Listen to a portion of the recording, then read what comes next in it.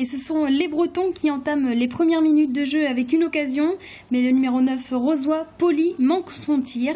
5 minutes plus tard, les Vendéens, de plus en plus offensifs, bénéficient d'une pénalité. Celle-ci est réussie, le FCY prend l'avantage et mène 3-0.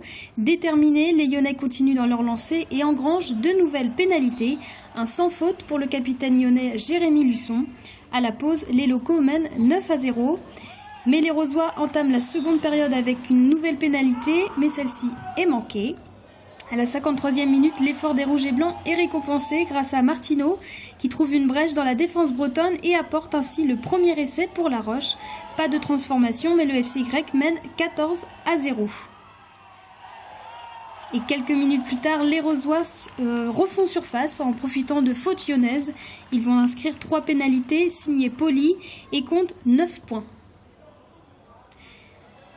Mais il ne reste que quelques minutes à jouer et les Vendéens ont une longueur d'avance. Ils s'offrent 3 points de plus dans une dernière action grâce au drop du capitaine lyonnais. Score final 17-9. La Roche l'emporte face au leader.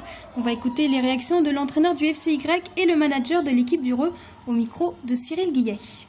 Un beau match, peut-être pas forcément en termes de jeu, parce que ça a été assez haché quand même au niveau, enfin on a été beaucoup pénalisé, mais un beau match en termes de résultats. On fait tomber le leader à La Roche-sur-Yon.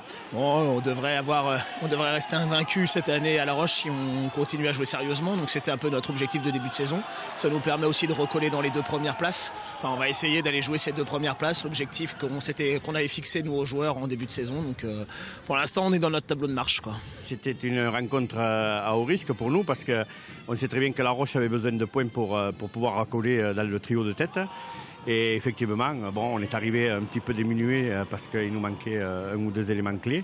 Mais c'est pas ça qui nous a permis de...